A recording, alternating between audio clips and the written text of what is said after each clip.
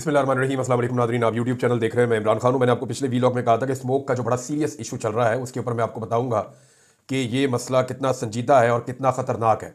देखें, ये थोड़ा सा इसको टेक्निकली भी आपको समझना पड़ेगा। ये फ़िज़ा में आलूदगी की शरह है, जिसको आप AQI इंडेक्स में नापते हैं, यानी एयर क्वालिटी इंडेक्स इसको कहते हैं।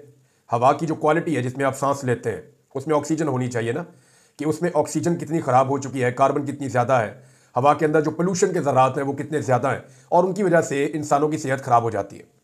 अब इससे पहले कि मैं आपको बताऊं कि मैंने खुद क्या विटनेस किया इसमें और कौन रिस्पॉन्सिबल है इसमें और हमने कहाँ गलती की, मैं आपको थोड़ा सा इसका टेक्निकल डाटा बता देता हूँ। ये जो एयर क्वालिटी इंडेक्स होती है ना, इसको नापने के लिए बाकायदा मशीन्स मौजूद हैं। उनसे पता चलता है कि जनाब इस वक्त जो फ़िज़ा में आलूदगी की शरह है वो इतनी है। यानी हमारे यहाँ पे पाकिस्तान में हम हर शहर का एयर क्वालिटी इंडेक्स चेक कर लेते हैं और इसके डिफरेंट तरीके हैं इसको चेक करने के, और ये वेरीफाइड डाटा होता है, ये पूरी दुनिया से आता है। अब अगर किसी इलाके में एयर क्वालिटी इंडेक्स ये बताता है कि फ़िज़ा के अंदर जो आलूदगी है वो 0 से लेकर 50 तक है, यानी मिसाल के तौर पे 35 है, 40 है, 45 है, 50 तक है, तो उसको अच्छा करार दिया जाता है। वो ये कहा जाता है कि एक पुरफ़िज़ा मुकाम है, या इस जगह के ऊपर जो हवा की क्वालिटी है वो बहुत अच्छी है और यहाँ पे आलूदगी कम है, तो इंसानों की जान महफूज है और ये आबो हवा इंसानों के लिए बहुत अच्छी है, जानवरों के लिए बहुत अच्छी है। तो एयर क्वालिटी इंडेक्स 50 तक जो है वो बेहतर होता है। लेकिन जब यही एयर क्वालिटी इंडेक्स 51 से 100 तक पहुंच जाए, इसके बीच में आ जाए, तो इसको मॉडरेट कहा जाता है कि ठीक है, आपको इत्मीनान होना चाहिए कि ठीक है, लेकिन इससे ज़्यादा नहीं होना चाहिए, 100 से ऊपर नहीं जाना चाहिए। लेकिन अगर यही एयर क्वालिटी इंडेक्स यानी हवा में पोल्यूशन की जो ज़रात है या हवा में जो पोल्यूशन है, आलूदगी है, वो अगर 101 से 150 तक चली जाए, यहां तक चली जाए, तो फिर इसको अनहेल्दी कहा जाता है। और unhealthy for specially sensitive people, वो लोग जिनको दमे का मर्ज है, या वो बच्चे जिनको खांसी है, या ऐसे लोग जो जरा सेंसिटिव हैं, या वो लोग जिनकी कुव्वत मुदाफ़ियत कम है, या वो ऑलरेडी बीमार हैं, या जो बुजुर्ग लोग हैं, उनके लिए बड़े सीरियस इश्यूज हो जाते हैं। जब ये 150 तक चला जाए तो उनको फिर एहतियात करनी पड़ती है। और जैसे ही ये 151 से 200 तक पहुंचे, अभी मैं 200 तक पहुंचा हूं, जब ये 151 से 200 तक पहुंचे तो इसको आप एक खतरा समझ सकते हैं, इसको अनहेल्दी कहते हैं। ये कहा जाता है कि अब सूरत खराब है और खतरा शुरू हो चुका है। तो अब खतरा है, आम आदमी को भी खतरा है, जो बीमार है या सेंसिटिव है या थोड़ा सा जिसके अंदर उतनी कुव्वत मुदाफ़ियत नहीं है, वो ज्यादा खतरे में है, जबकि सेहतमंद लोगों के भी बीमार होने का खतरा मौजूद है। अगर एयर क्वालिटी इंडेक्स 201 से 300 के बीच में आ जाए, 201 से 300 में अभी आपको बता रहा हूं, यहां तक आ जाए तो इसको वेरी अनहेल्दी कहा जाता है। यहां पे वार्निंग जारी की जाती है, इमरजेंसी सूरत हाल जो है वो नाफिज की जाती है। उस इलाके में रहने वाली जितनी भी आबादी है वो सारी मुतासर हो जाती है और लोगों में बीमारियां फैलने के खतरात बढ़ जाते हैं अगर ये 300 तक चला जाए। लेकिन अगर ये 300 से क्रॉस कर जाए तो फिर इसको कहा जाता है कि हेल्थ अलर्ट जारी हो चुका है, तमाम के तमाम लोग शदीद खतरे में हैं, तमाम जानदार खतरे में हैं, और जितने भी लोग हैं वो अपने घरों से बाहर ना निकले, तमाम एक्टिविटीज रोक दी जाए और लॉकडाउन कर दिया जाए। अब इसको जो है वो कहा जाता है इंतहाई खतरनाक सूरत हाल, ये 300 से ऊपर चली जाए तो। अब हमारे ये हो रहा है कि जैसे ही मौसम पाकिस्तान में बदलता है तो पंजाब के अंदर खास तौर पे ये एयर क्वालिटी इंडेक्स 400-500 पे तो नॉर्मल चला जाता है। अब मैं आपको बताने वाला हूं कि मुल्तान में और लाहौर में, इवन चकवाल के इलाके जहां पे कभी भी ये 50, 60, 70 तक नहीं जाता था, इससे ऊपर तो 100 तो क्रॉस ही नहीं करता था। तो आज जब मैंने चेक किया चकवाल का, मैंने चेक किया कलरकहार का और दीगर एरियाज का जो निस्बतन बेहतर थे सॉल्ट रेंज में, वहां पे एयर क्वालिटी इंडेक्स 250 से ज्यादा था, यानी ये इंतहाई खतरनाक सूरत हाल है।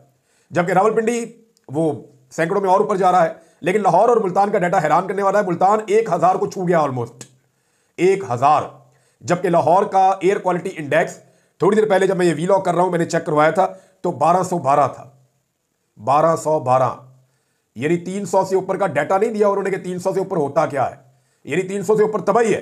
तो हम कुछ 400 पे, 500 पे, 600 पे नहीं रुके, हम पहुंच गए हैं 1212 पे।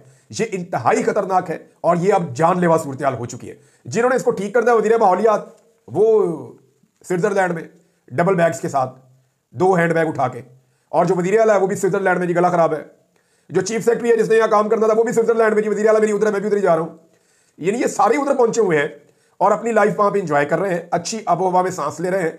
लेकिन जो बेचारे आम पाकिस्तानी शहरी हैं, जो बेचारे पंजाब के शहरी हैं, वो इस अफरियत से निमट रहे हैं और लगातार बीमार होकर अस्पतालों में पहुंच रहे हैं। अब मैं आपको ये बताता हूं कि ये हुआ कैसे।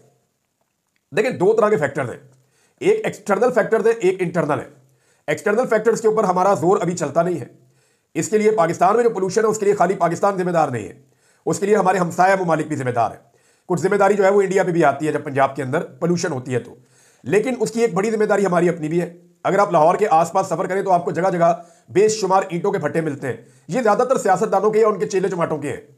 और अगर आप देखें तो लाहौर की सराउंडिंग में आपको बहुत सारी ऐसी चिमनियां नजर आती हैं या ऐसी फैक्ट्रियां नजर आती हैं या छोटी छोटी स्टील मिल्स लगी हुई है जिनके अंदर से बड़ा खतरनाक धुआं सुबह सुबह बहुत बड़ी मिकदार में छोड़ा जाता है। और ये लगातार यही हो रहा है लाहौर के साथ, गुज़िश्ता कई दहाइयों से हो रहा है। तो ये बढ़ते बढ़ते काम यहां तक बढ़ गया है कि अब लाहौर रहने के काबिल नहीं रहा।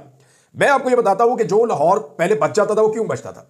इसलिए कि यहां पे रावी बहता था, रावी के दोनों तरफ जंगल होता था। लाहौर शहर के बाहर तमाम तरफ जितनी भी एरियाज हैं वहां पे फसलें लगती थी, वहां पे जंगलात होते थे, वहां पे बहुत सारे पौधे होते थे। इस हरियाली की वजह से लाहौर में पोल्यूशन कंट्रोल में रहती थी। लेकिन हुआ क्या कि लाहौर में बड़ी तेजी से, मुल्तान में भी बहुत तेजी से रेजिडेंशियल सोसाइटियां बनाई गई हैं, बहुत सारी सोसाइटियां बनाई गई हैं, धड़ाधड़ बनाई गई हैं। लाहौर के अंदर भी बेशुमार इलाके खाली पड़े हैं। लेकिन जो लैंड माफिया है उन्होंने बेशुमार पैसा कमाने के लिए तरीकाकार अपनाया और अजीब तरीके से हुकूमत ने इजाजत दी। और कईयों को तो इजाजत चाहिए भी नहीं होती, कई तो बहुत ताकतवर है। यानी मैंने उस्मान बुज़दार साहब से कहा कि ये सारे जंगलात कट रहे हैं। मुल्तान में मैंने उन्हें कहा, मुल्तान में बहुत बड़े पैमाने पर जंगलात काट दिए गए थे, बागात काट दिए गए थे। और आम के वो बागात जो है वो बड़े कीमती बागात थे, बड़े कीमती जंगलात काट दिए गए थे। तो मैंने उस्मान बुज़दार साहब की हुकूमत से राब्ता किया उस वक्त। मैंने कहा जी वो बेड़ा गर्क कर दिया, पकड़ के दरख्त पे दरख्त काटते जा रहे हैं। और जो काटने वाले थे उनमें से एक बंदे ने मुझे वीडियोस भी भेजी थी उस दौर में। तो मैंने जब उनसे ये शेयर किया तो उन्होंने कहा जी देखें बात यह है कि जो प्राइवेट सोसाइटी है ना उन पर हमारा थोड़ा बहुत जोर चलता है, उनसे हम बात कर सकते हैं, लेकिन ये डीएचए है तो यहाँ पे हमारे पर जलते हैं। उन्होंने ये कहा, मैंने उसके ऊपर प्रोग्राम कर दिया। मुझे ये लगा कि उस वक्त जनरल बाजवा इसके ऊपर एक्शन लेंगे और ये कटाई रुकवा देंगे। लेकिन हुआ ये कि बजाय इसके ऊपर एक्शन होता कि ये दरख्त क्यों कटवाए जा रहे हैं वहां पे, वो एक्शन मेरे ऊपर ही हो गया। मेरे ऊपर एक के बाद एक दबाओ, एक के बाद एक दबाओ, जी वीडियो डिलीट करो, ये करो वो करो। मैंने कहा कि मैं क्यों करूं, मुझे बताएं। फिर मेरे पास जो सबूत थे मैंने उन साहब को दिए जो ऑफिसर थे कि जनाब ये देखें तबाही फैल गई है वहां पे। तो इस तरह हमने अपने माहौल को तबाह किया फाइनेंशियल जो है वो बेनिफिट्स के लिए, यानी अपने फायदा कमाने के लिए। एक दरख्त आपको पता है कितना टाइम लगता है बड़ा होने में? 10 साल, 15 साल, 20 साल में एक दरख्त तैयार होता है, फिर वो चलता है लंबे अरसे तक। और काटने में पता कितना टाइम लगता है? 5 मिनट, 10 मिनट। तो 5-10 मिनट के अंदर आप सालों की मेहनत जाया कर देते हैं। और उसका खुमियाजा फिर कुदरत फिर हमसे बदला लेती है। उसका खुमियाजा जो है वो हर जानदार चुकाता है। हर वो आदमी जिसको उसमें से हिस्सा नहीं मिलता लेकिन उसको उसका हिस्सा देना पड़ता है। वजह यह है कि ये लोग जिन्होंने इतनी बड़ी बड़ी सोसाइटीज, इतने बड़े बड़े ये प्लॉटिंग की हुई है, इतना सारा पैसा बना लिया, ये लोग तो चले जाएंगे उन मुल्कों में जहां पे AQI अच्छा है, एयर क्वालिटी इंडेक्स, जैसे मरियम नवाज चली गई है। यहां तो रह जाएगा वो गरीब बेचारा जिसकी वो मलकियत भी नहीं थी जगह, जब दरख्त कट रहे थे वो बेचारा कुछ कह भी नहीं पा रहा था। तो मामला ये है कि इस तरह हमने ज्यादती की है, हमने जुल्म किया है। कहीं बैरिया टाउन बन गया, कहीं कोई और टाउन बन गया, कहीं पे ये सोसाइटी बन गई, कहीं वो सोसाइटी कट गई। तो हर तरफ जो है जंगलात की तबाही फेरी। कुछ लोगों ने अच्छा काम किया, उन्होंने कुछ पौधे वौधे लगाए भी हैं, लेकिन ज्यादातर लोगों ने तबाही फेरी है। और जिस तरीके से मशरूम ग्रोथ हुई है सोसाइटियों की, उसके बाद पाकिस्तान में अब एयर क्वालिटी इंडेक्स वहां पहुंच गया है कि ये शहर रहने के किसी तौर काबिल नहीं रहे। अब आप इससे बच कैसे सकते हैं? बड़ा लंबा एक मिशन चाहिए, कई सालों की मनसूबाबंदी चाहिए। कम से कम पाकिस्तान को 10 से 15 साल काम करना पड़ेगा वापस सही सूरत हाल में आने के लिए। इमरान खान साहब के दौर में उन पर दबाव डाला जाता था कि ये जो रावी वाला एरिया है ना, ये ग्रीन एरिया को ब्राउन एरिया डिक्लेयर कर दें, यहां बहुत सारा थीम पार्क और सोसाइटीज और ये और वो बनाना है, बड़े पैसे आएंगे। तो इमरान खान साहब ने कहा जी वो स्पेसिफिक एरिया जो है जब स्टडी करवाई तो उन्होंने बताया जी यहां पे नहीं कर सकते, वहां कर सकते हैं। लेकिन ये लैंड माफिया उनके भी खिलाफ हो गए। और अभी शहबाज शरीफ साहब ने अलीम खान को बहुत बड़ी जमीन की इजाजत दी है जो इमरान खान साहब के दौर में वो NOC जारी नहीं हो रहे थे, वो नहीं मिल रही थी। बहरहाल इसके ऊपर फिर हम दोबारा भी बात करेंगे। सूरत हाल इंतहाई तशवीशनाक है, इंतहाई खराब है। एक तस्वीर मैं आपको दिखाता हूं नाज़रीन, जरा एक तस्वीर आप देखें। ये तस्वीर है जनाब हमारे प्यारे वजीर आज़म, इसके अंदर जरा ढूंढ के दिखाएं आप मुझे। ये देखें, वो कभी कभी आप देखते हैं ना, आपको मिल जाते हैं अखबारात के अंदर जो बच्चों के अखबारात होते हैं कि फ़र्क तलाश करें, या इस तस्वीर के अंदर जो है वो एक फ़लाँ चीज़ छुपी हुई है उसको तलाश करें। तो ये तस्वीर मैं आपको दिखा रहा हूँ, ये जनाब मुसलमान हुक्मरानों की है। और इस तस्वीर के अंदर जहां मुसलमान हुक्मरान खड़े हुए हैं, इनमें एक जो है वो एटमी मुल्क का सरबराह भी है।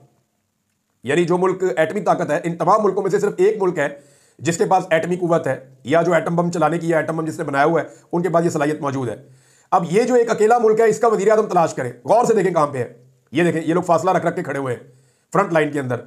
फिर आप देखें पिछली लाइन, फिर उसके पीछे वो देखें एंड पे एक बंदा खड़ा हुआ है, छोटा सा आपको चेहरा नजर आ रहा होगा, छोटे से कद का आदमी पीछे छुपा हुआ है। तो ये जनाब हमारे मुमलिकत खुदादाद इस्लामिक रिपब्लिक ऑफ पाकिस्तान, उनके जनाब ये वज़ीर आज़म है शहबाज शरीफ साहब, एटमी कुव्वत के, और ये पीछे छुपकर खड़े हुए हैं। तो बैगर्स आर नॉट चूजर्स, यानी अगर आप फकीर हैं तो फिर आपकी कोई चॉइस नहीं होती, आपको जगह जहां दे दी जाए आप वहां खामोशी से खड़े हो जाते हैं। लेकिन इमरान खान साहब के दौर के अंदर कुछ इज्जत पाकिस्तान को मिल रही थी, लेकिन अब वो इज्जत भी उस तरह से नहीं मिल रही।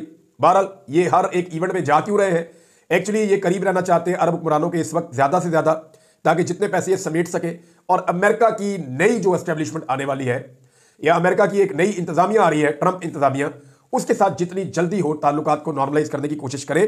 पाकिस्तान के रवायती मीडिया ने भी बता दिया है कि वाकई में शहबाज शरीफ की हुकूमत इस वक्त पूरा जोर लगा रही है, दिन रात कोशिश कर रही है और सर तोड़ कोशिश कर रही है कि किसी तरह डोनाल्ड ट्रंप इनकी तरफ देख ले और इनकी बात सुन ले या इनकी टेलीफोन कॉल उठा ले। मुमकिन है कि वो उठा ले फोन, मुमकिन है कि वो इनके साथ बात कर ले, लेकिन क्या वो अपना मौकिफ बदल देगा इमरान खान के मामले पर, बड़ा सवाल ये है। और इनके पास अब कोई ऑप्शन बाकी बचा नहीं है कि किसी तरह जो अमेरिका की आने वाली क़यादत है उसको भी जो बाइडन की तरह राम कर लिया जाए, लेकिन फिलहाल तो ऐसा दिखाई नहीं दे रहा। इसमें नाज़रीन एक खबर और है, शामदाना गुलजार साहिबा ने एक दावा किया था कि एक नौजवान जिसने एहतजाज किया काजी फायद ईसा के खिलाफ, उस नौजवान के वालिद को पकड़ा गया, फिर उसको ड्रिल मशीन से उसको टॉर्चर किया गया, उसके बाद उसने जो है वो माफ़ीनामा लिखा और माफ़ी मांगी। लेकिन अभी एक नौजवान है, उनका स्टेटमेंट सामने आया, मैं आपको पढ़ के सुना देता हूँ। और ये जो स्टेटमेंट आया है इसको पढ़ने के बाद तो बहुत तकलीफ हो रही है कि क्या ये निज़ाम इस हद तक भी जा सकता है काजी फायद ईसा के लिए। काजी फायद ईसा जिनके लिए आइन में तरमीम करने की बहुत कोशिश की गई, काजी फायद ईसा जिनके लिए हर रास्ता खोला गया, काजी फायद ईसा जिनको इस निज़ाम ने इतनी सहूलत दी कि उसकी माजी में कोई मिसाल नहीं मिलती, और वही काजी फायद ईसा जिन्होंने इस पूरे निज़ाम को यानी यरगमाल बनाया, और वही काजी फायद ईसा जिनकी वजह से जुल्म और फसादियत का बाजार पाकिस्तान में गर्म हुआ और उन्होंने इंसानी हकूक़ की खिलाफ वर्जियों पर कोई नोटिस नहीं लिया। आज एक तो जब वो चीफ जस्टिस थे तब इंसानी हकूक़ की खिलाफ वर्जियां हो रही थी, उन्होंने कभी नोटिस नहीं लिया, लेकिन आज वो चीफ जस्टिस नहीं है तो भी उसकी वजह से इंसानी हकूक़ की खिलाफ वर्जियां हो रही हैं। मिसाल के तौर पर नुमान इकबाल ये बताते हैं कि मेरे खिलाफ फाइल पर साइन करने का कहा गया, मेरे वालिद ने इनकार किया, तो मेरे छोटे भाई की टी शर्ट उतार कर वालिद को कहा साइन करते हो या फिर इसकी पैंट भी उतारें। बहनोई और कज़न पर भी टॉर्चर किया गया। काजी फायद ईसा के खिलाफ एहतजाज करने वाले नुमान इकबाल का इंकशाफ। अब आप अंदाज़ा करें कि क्या रियासत इस किस्म के हथकंडे अपनाएगी। जिन लोगों ने जिस मुल्क में एहतजाज किया वहां तो FIR भी नहीं हुई, वहां पे तो वो कोई जुर्म है ही नहीं। ये काजी की तरफ देखना भी जुर्म है, काजी के बारे में बात करना भी जुर्म है। यानी काजी जो मर्जी करे कोई प्रॉब्लम नहीं है, लेकिन जब काजी से कोई सवाल करे या कोई एहतजाज करे तो क्या वो जुर्म है। असल में प्रॉब्लम ये नहीं है, प्रॉब्लम ये है कि ये जितने लोग आज इक़्तिदार में बैठे हुए हैं ना, ये ओवरसीज पाकिस्तानियों को निशाने इबरत क्यों बनाते हैं। ये इसलिए बनाते हैं कि इन्हें पता है कल इन्होंने इक़्तिदार में नहीं रहना, और इन्हें यह भी पता है कि अगर आज ओवरसीज पाकिस्तानियों को ना रोका तो कल जब हम इक़्तिदार में नहीं रहेंगे तो हमारे साथ भी यही सलूक होगा जब हम उन मुल्कों में जाएंगे जहां पे ये ओवरसीज मौजूद है। लिहाजा ये उनको निशाने इबरत इसलिए बना रहे हैं ताकि आइंदा के लिए अपने लिए हालात को साजगार करें, लेकिन मुझे नहीं लगता अब सूरत हाल बदलेगी। शेर अफजल मरवत ने एक स्टेटमेंट दिया नाज़रीन, उस स्टेटमेंट में आपको जरूर पढ़ के सुनाना चाहूंगा। पहले आप वो स्टेटमेंट सुन लीजिए, फिर उसके ऊपर मेरी एक छोटी सी ओपिनियन है, वो मैं आपके सामने रख देता हूं। शेर अफजल मरवत का कहना है कि हमें जो सजा मिली है डिजिटल मीडिया पर बैठे हुए लोगों की ज्यादतियों की वजह से मिली है। ये मुल्क और PTI दुश्मनी है, ये मुल्क से और PTI से दुश्मनी है। हमने उनको इख्तियार नहीं दिया कि ये इदारों को गालियां दें। जर्नैलों की किरदार कुशी की वजह से इद्दत केस बनाया गया। शेर अफजल मरवत। तो एक तो इसमें 2-3 चीजें हैं जो मैं जरा जानना चाहता हूं। ये एक तो सोशल मीडिया के ऊपर बहुत बड़ा चार्ज है, अगर तो सारे सोशल मीडिया की बात कर रहे हैं शेर अफजल मरवत, तो अगर वो पाकिस्तान तहरीक इंसाफ के सोशल मीडिया की बात कर रहे हैं तो तहरीक इंसाफ के सोशल मीडिया के ऊपर चार्ज है। लेकिन अगर वो चंद लोगों की निशानदेही कर रहे हैं तो उन लोगों का नाम लेकर पाकिस्तान तहरीक इंसाफ को निशानदेही करनी चाहिए और बताना चाहिए इन्होंने कहां कहां पे गालियां दी हैं। देखिए, मैंने तो कोई गाली नहीं दी किसी को, आज तक नहीं दी, बदतरीन मुखालिफ को भी गाली नहीं दी, लेकिन मुझे उठाकर गायब कर दिया गया। 5 महीने मेरे से मुतालबा था कि नवाज शरीफ को सपोर्ट करो, मैंने कौन सी गाली दी थी? उस्मान डार ने कौन सी गाली दी थी? सदाकत अब्बासी ने कौन सी गाली दी थी? अली मोहम्मद खान तो गाली देता ही नहीं है, वो क्यों जेल में गया था, उसको क्यों सजा दी गई थी? बेशुमार और लोग हैं। अली अमीन गंडापुर को क्यों पकड़ा गया था? अली अमीन गंडापुर ने तो अपने मुंह से कहा कि मुझे तो 9 मई से पहले पकड़ लिया था, तब तो कोई लड़ाई भी नहीं थी, तब तो कोई सूरत हाल भी नहीं थी।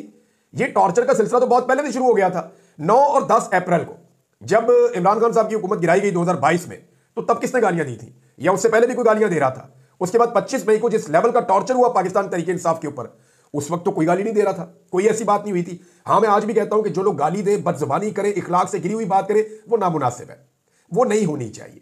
वो इखलाकियात का दायरा दामन नहीं छोड़ना चाहिए, उसके दायरे के अंदर रहने की कोशिश करनी चाहिए। मैं इस बात का, मैं इसको मानने वाला हूं। लेकिन ये कहना कि इद्दत के केस का जवाज बनता है, इसलिए इमरान खान के ऊपर और उसकी बीवी के ऊपर इद्दत का केस इसलिए बना दो कि बाहर बैठे हुए कुछ लोग जो हैं वो गाली दे रहे हैं। भाई, वो जो लोग गाली दे रहे हैं उनके खिलाफ कार्रवाई करें ना।